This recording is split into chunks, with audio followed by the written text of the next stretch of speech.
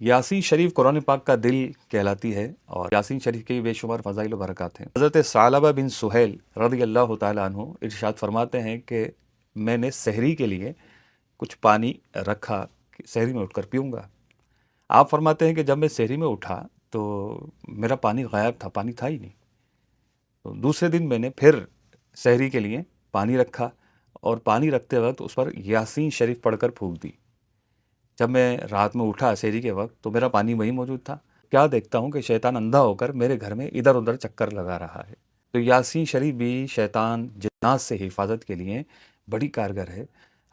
और यासीन शरीफ पढ़ने के जहाँ दीगर फ़ज़ाइल व बरक़ात हैं वो अपनी जगह पर मुसल्लम हैं, साथ साथ यासीन शरीफ पढ़ने की बरकत से हम जिन्नात और उनके शर से महफूज रह सकते हैं। बाज़ इलाके ऐसे होते हैं कि जहाँ मशहूर होता है कि इस रास्ते पर असरात हैं, जिन्नात हैं, भूत परीत हैं और लोग वहाँ जाने से कतराते हैं। बाज़ औक़ात वहाँ ऐसी अफ़वाहें होती हैं और बाज़ औक़ात हकीकत में ऐसा ही होता है। तो ये उस ज़माने की बात है कि जब एक रास्ते के बारे में ये मशहूर था कि यहाँ कोई चुड़ैल है जो आने जाने वाले का रास्ता रोकती है और उन्हें तंग करती है, तकलीफ़ पहुँचाती है।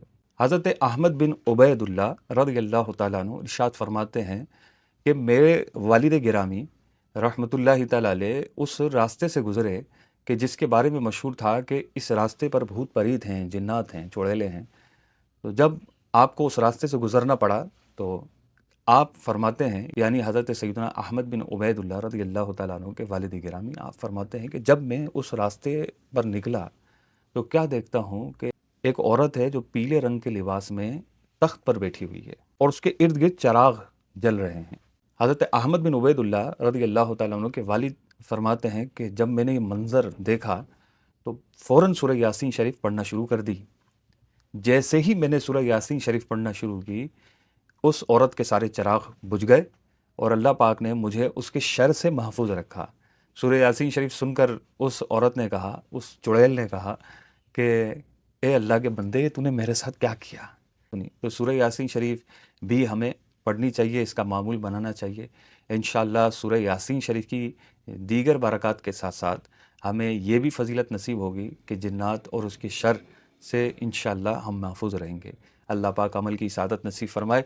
देखते रहिए, ज़्यादा से ज़्यादा इस वीडियो को शेयर कीजिए, लाइक कीजिए और चैनल को सब्सक्राइब नहीं किया है तो सब्सक्राइब कर लीजिए। मिलते हैं अगली वीडियो में।